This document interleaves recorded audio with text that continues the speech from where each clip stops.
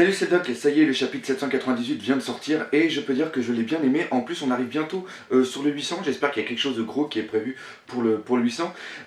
Donc dans ce chapitre, on a vu la marine complètement tournée en bourrique, les Tontatas qui servent enfin à quelque chose, un super dialogue émouvant entre Law et Sengoku et surtout une fin complètement what the fuck avec un Fujitora totalement badass et un Luffy qui est enfin ce qu'on attendait depuis très très longtemps. Bref, plein de choses à dire et c'est ce qu'on va voir justement dans la critique analyse du chapitre de la semaine, le chapitre 798.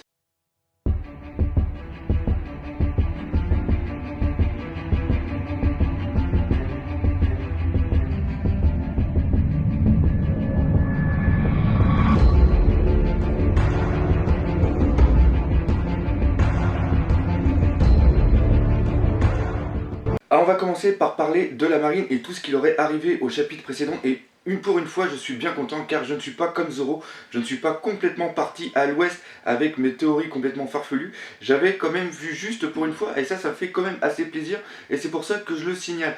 Alors qu'est-ce qui s'est passé concrètement quand il y avait eu les tireurs? C'est bien ce que j'avais pensé, c'est-à-dire qu'ils avaient subtilisé les munitions et aussi fait quelque chose par rapport au fusil, donc c'est pour ça qu'ils n'ont pas pu tirer, rappelez-vous quand justement Luffy était avec Rebecca en haut et qui volait. Après ils se sont retrouvés la gueule par terre. C'est encore un coup des Tontatas, comme j'ai dit, qui aurait foutu un coup dans la gueule, mais il y a aussi quelque chose, et là je voudrais encore appuyer quelque chose que je vous dis depuis quelques temps au sujet des traductions. Il y a un site qui fait des traductions qui est la MFT, la Magic Fucking Team, qui fait quand même un boulot assez bon, mais là ils avaient un petit défaut au niveau de la traduction par rapport à celle maintenant que je regarde qui est la Manga Stream je crois, où là par contre c'est en anglais, mais c'est un travail vraiment pointu et ils sortent les traductions un peu plus tard. Et en vérité ce qui se passe c'est que si la marine se retrouve par terre tel qu'on les voit et qu'ils n'arrivent pas à se relever, c'est tout simplement qu'ils sont affaiblis. Ils ont donné leur sang depuis plusieurs jours pour pouvoir soigner la population et ça c'est par rapport au pouvoir justement de Mencheri où a fait une sorte de petite bulle, de petite boule. Donc ça c'est pris par rapport au sang des marines et avec ça ça leur permet de les soigner et les marines ont donné beaucoup trop de sang. D'ailleurs dans la petite bulle en anglais c'est marqué, je vais vous faire une petite traduction grosso modo, c'est-à-dire qu'a dit par contre s'ils donnent trop de leur sang ça va vraiment les affaiblir et là à côté t'as le vieux Tontata, je sais plus comment il dit ouais tout compte fait il faut faire ça, ça fait partie du plan de Kyros et après on voit des sortes de petites bulles avec des cœurs. Et là, il y a Mencheri qui dit oh, bah, on a encore de la population qui est souffrante, donc il faut donner votre sang. Puis là, t'as Marine dit non, on a appelé de l'autre côté, puis on en a déjà donné trop. Puis elle fait allez, s'il vous plaît, juste un tout petit peu. Et on voit que les marines vont quand même le faire. Et ça, c'est vraiment génial parce que ça montre qu'il y a quand même une certaine fourberie de la part des Tontatas et ça fait super plaisir parce que c'est complètement en contradiction par rapport à ce qui nous était tout le temps montré, c'est-à-dire qu'ils étaient un peuple vraiment trop naïf et là, bah, ça montre qu'ils sont enfin pris conscience de comment ils devaient être. Après, on a un passage vraiment what the fuck, d'ailleurs ce chapitre est vraiment what the fuck, c'est avec Léo et son pouvoir, en effet avec les fils et l'aiguille, et il arrive à coudre les bateaux et ça c'est quand même dingue parce que tel que tu vois le Tontatas il doit être à peu près grand comme ça et il a une petite aiguille qui est allez, je dirais comme ça et il arrive à coudre des bateaux par rapport à son, je sais pas si c'est dû à un fruit des mondes ça, enfin bref par rapport à sa technique et on voit que les fils vu qu'ils arrivent à coudre ensemble des gros bateaux, les fils doivent être au moins gros comme ça, donc là il y a quand même quelque chose au niveau des proportions qui me gêne un petit peu mais de toute façon c'est One Piece, c'est Ichiroda, c'est what the fuck et c'est aussi pour ça qu'on aime One Piece. Et la dernière chose avec les Tontatas et la marine qui m'a bien fait rigoler, c'est par rapport à Basti qui est complètement déboussolé parce qu'il n'arrive pas à envoyer les renforts au niveau du port Est. Et là, il y en a un qui dit je me suis renseigné auprès de la population et il semblerait que ce soit à cause des faits. Et là, il y a Basti qui est complètement malade en disant putain, on en a rien à foutre des excuses par rapport aux faits, les faits ça n'existe pas donc arrêtez de me faire chier avec ça.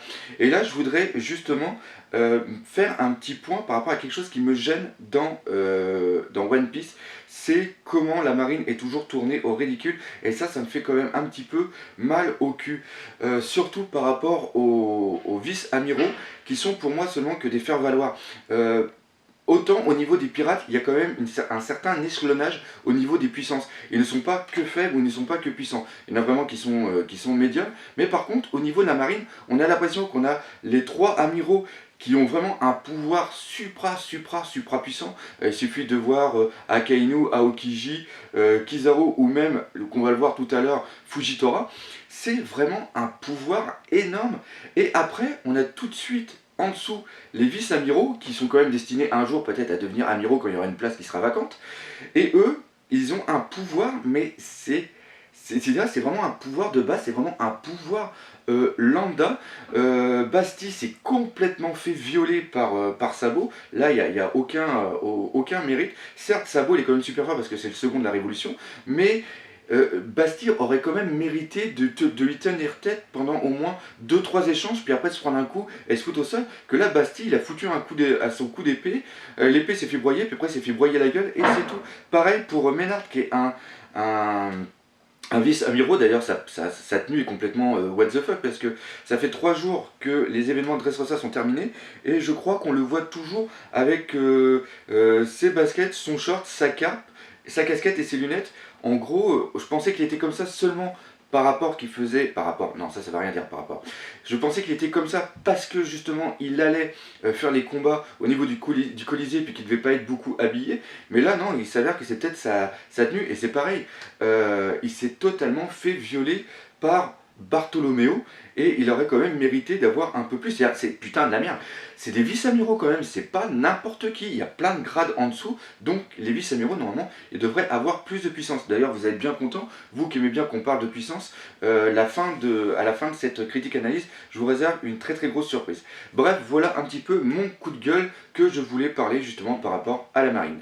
Bah et justement, en parlant de la marine, je vais pouvoir parler de Sengoku. Ouais, Sengoku, c'est ça. Encore une fois, je suis bien content, je m'étais pas planté dans la petite théorie que j'avais mis en place la semaine dernière. L'eau est bien partie pour parler à Sengoku, et ça on l'avait vu justement quand il était dans la cabane, et que quand Barto était venu, il lui avait dit il y a Sengoku qui est là. Lui, l'eau, il avait dit tiens, Sengoku, faut vraiment que j'aille lui parler. Alors ça, j'ai vraiment adoré déjà pour une chose. Ceux qui regardent les épisodes en japonais, vous êtes au courant que dimanche dernier, on a eu l'épisode sur la fin justement de Rosinante, autant pour moi, de Rosinante, et je trouve que ça vient pas parfaitement faire écho au chapitre qu'on a là. Je trouve même que c'est un image, et je trouve qu'on a vraiment, c'est très très beau, parce que là on a vraiment un lien entre les deux médias que sont premièrement l'anime et après le manga. Et je trouve que c'est vraiment un très très beau clin d'œil, peut-être par rapport au travail qui a été fait par rapport au flashback de l'eau. Donc ça m'a vraiment fait plaisir. En plus, c'est encore totalement frais dans la mémoire. Comme je l'ai dit dans ma critique analyse, on a été vachement ému par rapport à comment a été mis en place au niveau de l'anime le flashback de l'eau et la mort de Rosinante. Et je trouve que ça vient accentuer le dialogue justement entre Sengoku et l'eau. C'est encore très très fort émotionnellement, on l'a encore en nous. Donc moi personnellement, quand j'ai lu ce chapitre, j'ai quand même eu pas mal la chair de poule, et il y a un passage que j'ai vraiment adoré. Il y a vraiment une image qui était fantastique. À un moment, on voit un gros plan de Sengoku quand justement il repense à Rosinante, et je trouve que l'image est absolument magnifique. C'est une image vraiment, les traits sont vraiment réels, on a l'impression que c'est un vrai portrait de la personne. Ça vient en totale contradiction par rapport au style Kaishiroda, qui est plus un style caractéristique où les personnages sont assez différents parce qu'ils sont vraiment tout en longueur. On a quand même souvent un effet de perspective qui vient justement accentuer cet effet de grandeur, cet effet de longitude ou filiforme au niveau des personnages. Et je trouve que justement d'avoir fait un gros plan avec beaucoup de traits de Sengoku, ça nous montre vraiment le côté humain du personnage. On savait qu'il était humain par rapport à comment il a géré Marineford et comment justement il était, contrairement à Akainu qui lui est vraiment une justice aveugle où il s'en fout. Lui, le but du jeu, c'est de tuer les pirates, d'arrêter les méchants, et c'est tout. Sengoku, on le voit beaucoup plus humain, et on voit vraiment la relation qu'il a eue avec Rosinante, et rien que pour ça, ce chapitre est vraiment superbe. Alors c'est sûr, on n'apprend pas beaucoup de choses dans ce dialogue justement entre l'eau et Sengoku, et même Eiichiro Oda nous en fout encore plein dans la gueule, nous tease encore sur le dit, parce que à un moment on voit que Law dit à Sengoku justement qu'il est un Di, et regardez bien la réaction de Sengoku. Sengoku n'était pas au courant que Law était un Di, et ça c'est vraiment très très bon à savoir. C'est quand même un secret qui est très très bien gardé, et là on voit Sengoku qui se retourne, et il dit en gros que les dits, décidément, ils ont vraiment un destin tragique. Ça, c'est par rapport justement à la version anglaise. Et je pense qu'il a des informations par rapport au dit, son poste d'amiral, justement en chef, et vu qu'il était en liaison avec le Conseil des 5 et aussi donc Marie-Joa, je pense qu'il doit avoir des informations sur les dits, mais il ne peut pas en parler plus. Et encore une fois, ça nous fout dans le stress. Ichiro Oda nous donne un semblant d'indice, tout en nous révélant rien du tout. C'est ça des fois qui me fait un petit peu chier avec lui. Il nous tease beaucoup, mais et on va avoir la réponse dans 150 chapitres. Ça c'est encore sûr et certain.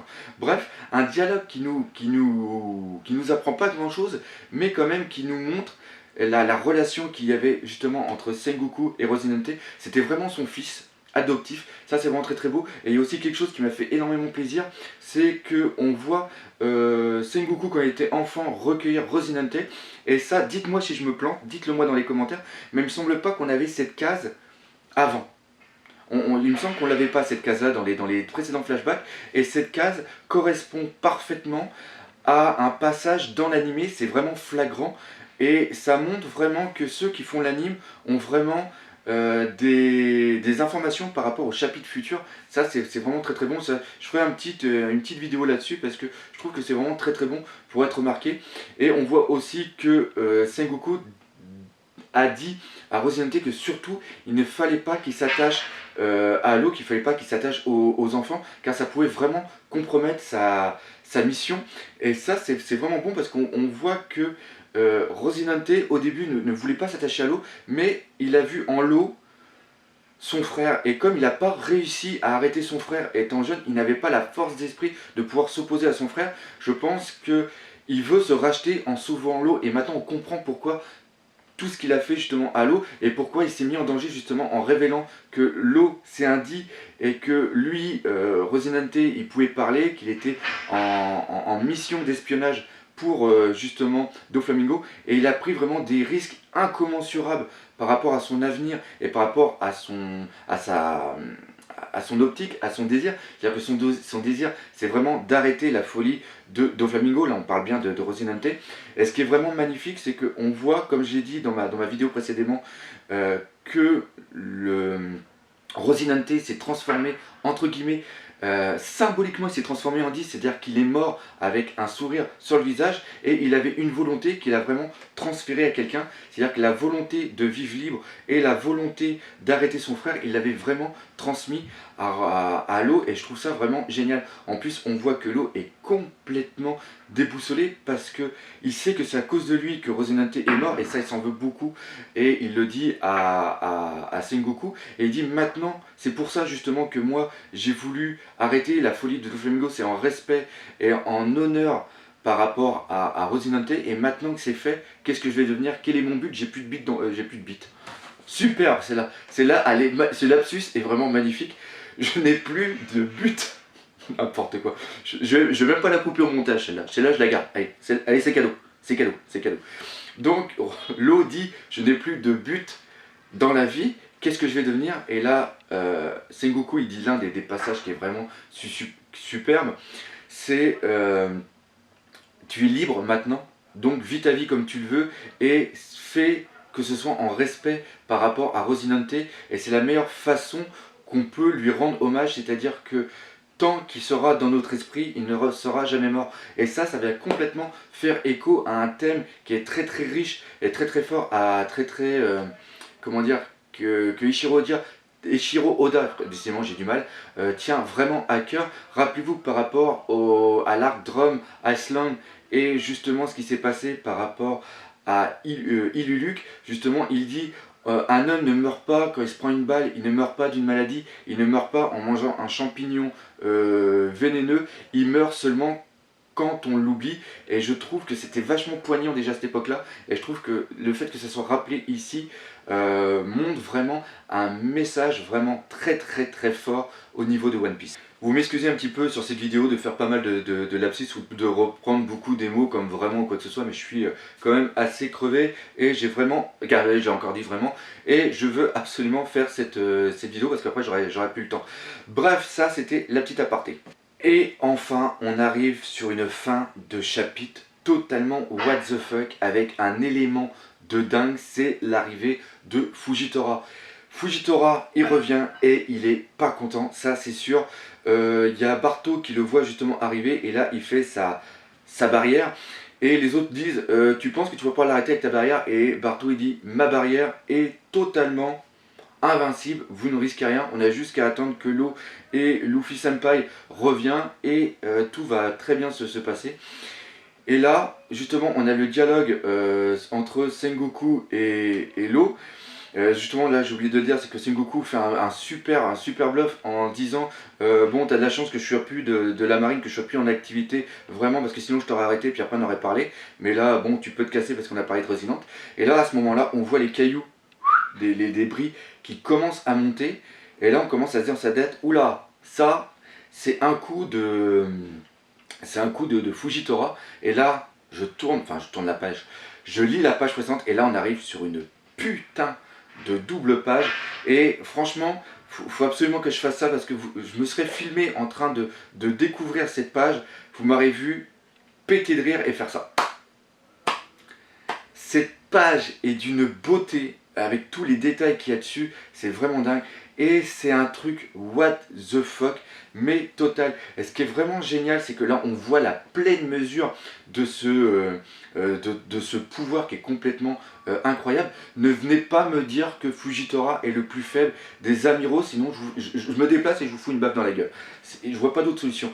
Mais vous avez vu le pouvoir? Le pouvoir est encore plus puissant que celui de... Ah merde, c'est Shishi, ah je me rappelle plus son nom, le lion doré là, qui était par rapport à Strong World. Lui il avait le pouvoir de, quand il touchait un élément, d'enlever la gravité et de pouvoir en faire ce qu'il voulait. Donc on voyait que c'était quand même what the fuck parce qu'il pouvait toucher une sorte de deal puis l'envoyer en l'air, mais il avait besoin d'y toucher. C'est là où que là Fujitora lui, il peut les contrôler à distance. C'est vraiment dingue, il n'a pas besoin d'interaction avec, il peut carrément faire. Et là, c'est presque la taille de la moitié de l'île qui fout en l'air, c'est complètement dingue. Et en plus, l'effet what the fuck de ce pouvoir est parfaitement mis en valeur par Ichiroda par rapport à deux événements. Je dis encore par rapport, il va falloir que j'arrête avec ça. Premièrement, Barto, la réaction qu'il a, il annule la barrière. Il dit, bon bah, c'est même pas la peine, je peux rien faire avec ma barrière, c'est rien du tout. Et après, Tsuru, ce qu'a fait, c'est absolument génial, c'est-à-dire qu'elle contacte Basti en lui disant Basti, t'as toujours besoin de renfort au niveau du port Est. Puis là, t'as Basti qui dit bon, bah non, c'est plus la peine. Là, on annule les renforts, c'est plus la peine. C'est-à-dire que face à une telle ébauche de puissance que ça sert plus à rien de se déplacer, on laisse faire. Et là, Fujitora, on voit qu'il est vraiment au-dessus de tout le monde. Il est vraiment à un niveau au-dessus, et justement j'arrive pas à trouver mon mot là. Bref, le fait qu'on monte autant de puissance au personnage va totalement mettre en valeur ce que va faire Luffy. Et là, Luffy, franchement, il m'a fait plaisir. Là, franchement, Luffy, il a été excellent. Et ça fait longtemps qu'on l'attend comme ça. C'est-à-dire que depuis les 2 ans, depuis la nouvelle ellipse, là, avec les 2 ans, on a l'impression que jamais il prend au sérieux ce qui lui arrive. C'est-à-dire qu'il est dans le nouveau monde, puis il est what the fuck, ouais, les mains dans le slip, de toute façon c'est pas grave ce qui va s'arriver, on va pouvoir gérer, pas à peine de s'en foutre. D'ailleurs, il y a un très beau passage qui montre ça, c'est-à-dire que dans Punk Hazard, à un moment, Zoro lui dit Luffy m'attendait dans le nouveau monde, donc va falloir sortir les doigts du cul et prendre vraiment la conscience de ce qui va nous arriver dans la gueule et un petit peu se ressaisir. En gros, c'est comme ça qu'il faut interpréter la chose. Et Luffy, certes, il a été vraiment vénère, il a été vraiment énervé. Oui, j'utilise vénère, moi je suis né le siècle précédent, le millénaire précédent, moi. Moi je suis né dans les années 1900, donc j'utilise vraiment des vieilles expressions, vous m'excusez totalement. Bref, Luffy était totalement vénère contre Doflamingo, mais il voulait seulement lui défoncer le cul, c'est lui qui le dit, hein, c'est pas moi, hein. Je vais te péter le cul. Et C'était sans plus, c'est-à-dire qu'il était énervé par rapport à ce qu'il avait fait à la population, donc juste par rapport à ça, et pour aider Rebecca, parce que Rebecca lui avait acheté à bouffer, il voulait seulement péter la gueule à Doflamingo. Mais il n'y avait rien de plus, c'est-à-dire que on était toujours dans l'optique Luffy, bon bah là je fais ce que je veux, là je veux péter la gueule à Doflamingo, donc je vais y aller.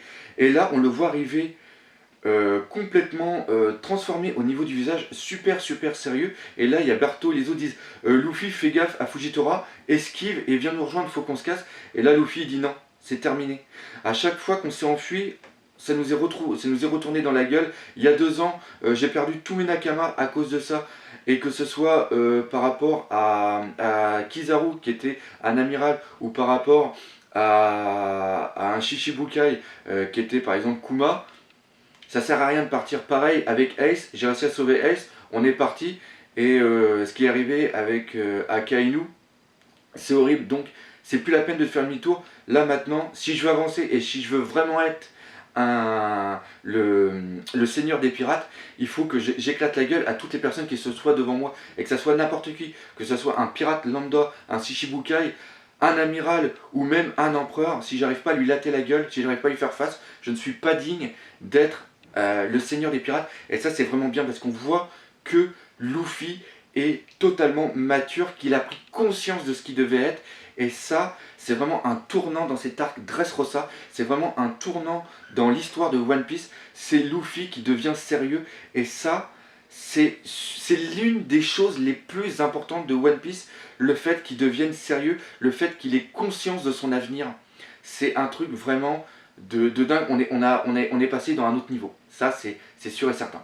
Et en plus, j'ai complètement oublié de parler de l'attaque que Luffy envoie justement sur Fujitora. Je ferai des petits détails justement pour la puissance juste après. Mais là, l'attaque est quand même très importante parce que je sais pas si vous avez remarqué, mais là, on a vraiment le mélange entre le Gear 2 et le Gear 4, Gear 3, autant pour moi. C'est-à-dire que quand il prépare le coup, on voit qu'il a de la fumée qui émane de son corps. On voit qu'il envoie le Gear 3 au niveau de Fujitora. Et on voit que le bras est quand même entouré de la fumée et de la puissance et de la vitesse. Et ça c'est quand même super important parce que dans le combat qu'il y a eu avec Doflamingo, il envoyait seulement du Gear 2 ou alors du Gear 3, mais il faisait jamais un mélange des deux. D'ailleurs Doflamingo se foutait un petit peu de sa gueule, lui disait t'as la vitesse avec ton Gear 2 mais t'as pas la puissance, et quand tu te fous en Gear 3 t'as la puissance mais t'as pas la vitesse. Donc là il y a quand même une évolution aussi dans les attaques de Luffy qui était quand même à remarquer. Et là, en gros, j'ai dit tout ce qu'il y avait un petit peu à dire sur ce chapitre. Et il me reste encore pas mal de temps, donc on va parler d'un truc qui, moi, me tient pas spécialement à cœur parce que ça peut faire plein de débats. On le voit parfaitement avec Dragon Ball Z. Il y a un truc que je suis qui s'appelle Dragon Ball Multiverse, où la plupart des commentaires, c'est oui, mais lui, il est plus fort que lui parce que lui, c'est passé de ça, c'est passé de tel truc, tel truc. Donc c'est sûr que quand on va commencer à parler de la puissance, ça va commencer à partir dans tous les sens. Par contre, moi ce que j'apprécie c'est ma communauté. Je trouve que dans les commentaires, il n'y a pas d'insultes. Il y a un respect envers les autres. Donc c'est pour ça que je me permets de faire ça. C'est un bon petit test. On va parler franchement de la puissance. Parce que justement, le fait que Luffy fasse, ça c'est très drôle comme phrase, soit devant Fujitora et lui dit là maintenant garçon, faut que je t'en foute plein la gueule et ça serait qu'une fois que tu seras au sol que je pourrais partir. On voit que Luffy n'a peut-être pas conscience de la puissance de Fujitora. Fujitora pour moi, là avec ce qu'on vient de voir par rapport à son pouvoir, tout ce qu'il a montré au préalable n'était que une toute petite partie de son pouvoir. Ça c'est sûr et certain. Ce qu'il a fait devant Zoro, ce qu'il a fait devant Sabo, c'est qu'une partie infime de son pouvoir. Et on voyait déjà qu'il avait quand même une certaine classe, une certaine puissance. Ce qu'il fait par rapport à Sabo, quand il arrive justement à envoyer la gravité en face, il arrive à plier un morceau de la ville. Ça c'était très fort. Le coup qu'il envoie des météorites dans la gueule des autres juste pour tester, quand on voit qu'il est sur Green Beat. Oui, bah là tu vois, là il fallait que je dise de beat, donc j'ai même pas osé. Inconsciemment j'ai fait un petit truc là. J'ai un problème avec les mots sexes en ce moment, je sais pas pourquoi. Bon, enfin bref. Donc sur Green Beat, quand il envoie le météorite, c'était seulement pour tester Doflamingo et tester l'eau. C'est quand même un truc de dingue. Les tester avec un météorite dans la gueule, je trouve que c'est vraiment très très fort. Et là, le fait en plus qu'il utilise son pouvoir, mais vraiment, il est comme Aokiji, c'est-à-dire qu'il l'utilise, mais d'une nonchalance qui est quand même absolument dingue. Ça vient complètement refléter ce que j'ai dit tout à l'heure, l'utilisation what the fuck de son pouvoir. C'est-à-dire qu'il dit, bon bah de toute façon, il y avait des gravats devant moi, donc ça me gênait pour passer, puis de toute façon, faut bien faire ménage. Puis bah vu que j'ai les gravats, bah quand même, je vais les utiliser, ça va me servir à quelque chose. Et en gros, tel qu'il parle, bon, on sait qu'il est aveugle, on sait qu'il voit pas ce qu'il y a en face. Mais putain, il a quand même conscience que c'est pas des petits cailloux qu'il a en face, il a des morceaux d'immeubles qu'il arrive. Et rien qu'en ça, on montre qu'il a un pouvoir vraiment phénoménal. Et je pense même que son pouvoir était au-dessus de Doflamingo, qui avait pourtant eu une utilisation avec son fruit éveillé qui était vraiment très très fort. Je dirais peut-être pas qu'il est au-dessus, mais qu'il est quand même bien au niveau de Doflamingo. Et Luffy, par rapport à Doflamingo, attention, je vais me faire cracher dessus, on va m'insulter. Luffy est quand même beaucoup plus faible que Doflamingo. Ça, c'est sûr et certain. On va faire un petit récapitulatif. Doflamingo était tout seul à combattre l'eau. L'eau et justement Luffy. Et l'eau lui en a foutu quand même plein la gueule au niveau des attaques. Et à chaque fois, Doflamingo était debout. Il s'est fait détruire les intestins à l'intérieur. Il s'est pris un Red Hawks dans la gueule sans avoir le temps. Si, je crois qu'il s'était protégé en se mettant du haki. Il s'est pris plusieurs fois des attaques de l'eau. Et il était quand même debout.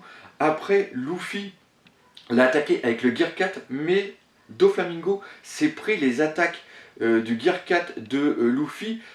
Pas parce que Luffy était puissant. Et s'est pris les attaques surtout parce qu'il ne connaissait pas les attaques de Luffy. Donc à chaque fois qu'il se les est pris, il ne savait pas d'où allaient venir les attaques, ou il ne connaissait pas l'ampleur. Il ne savait pas par exemple que le haki allait pouvoir être utilisé tout en gardant l'élasticité de son corps. Il ne savait pas que l'attaque, je ne me rappelle plus le nom des attaques, hein, qui partent dans tous les sens, il ne savait pas de où ça attaquait. À un moment quand il envoie des attaques, il ne savait pas qu'il pouvait esquiver d'une certaine façon. Donc Doflamingo était totalement surpris par les attaques, et je pense que s'il n'avait pas reçu toutes les attaques au préalable de l'eau, eh ben, ça aurait fait un petit peu comme dans les Chevaliers Zodiac Saint Seiya pour ceux qui connaissent, c'est-à-dire qu'un chevalier d'or ne se fait pas surprendre deux fois par la même attaque. Et là, Doflamingo serait exactement pareil, c'est-à-dire que Luffy, il aurait attaqué plusieurs fois, bah, à un moment, Doflamingo aurait dit putain il va avoir cette attaque donc il faut que je l'esquive de telle façon, faut que je réplique de telle façon, etc.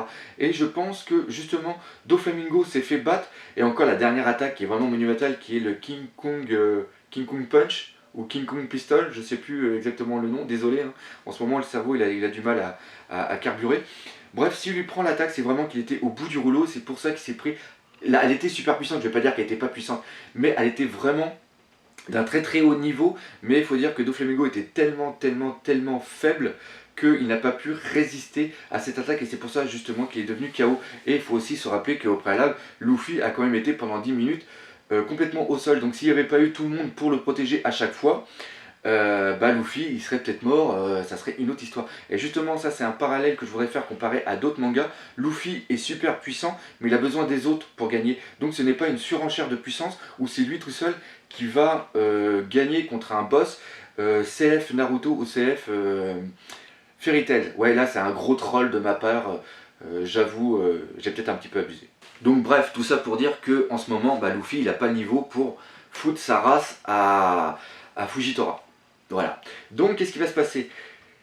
Luffy ne peut pas attaquer Fujitora et s'en prendre plein la gueule et tomber inconscient et partir, parce que là, en vérité, on a un test pour Luffy. Si Luffy n'arrive pas à passer ce test, il n'est pas digne, il se rendra compte qu'il n'est pas digne d'être le seigneur des pirates, et s'il n'est pas digne d'être le seigneur des pirates, il va arrêter son aventure et ça sera la fin de One Piece. Voilà. Donc on a la fin de One Piece. Luffy va attaquer Fujitora, Fujitora va lui refaire son acte de naissance. Et voilà, One Piece ça sera terminé et on va tous pleurer. Voilà. Non, je pense pas que ça va être ça, franchement. Franchement, ce qui va se passer d'après moi, c'est que Fujitora va combattre avec Luffy. Luffy va nous sortir des attaques de malade, va réussir à faire mal à Fujitora. Fujitora va répondre, il va avoir des grosses attaques, et il va avoir une sorte de statu quo. Et il va y avoir un événement perturbateur qui va venir arrêter le combat. C'est-à-dire qu'il y a quelque chose qui va venir faire que le combat va faire stop, Fujitora va dire là faut qu'on arrête le combat, on a une plus grosse menace, on peut pas continuer comme ça, et Luffy va aussi prendre conscience de ça.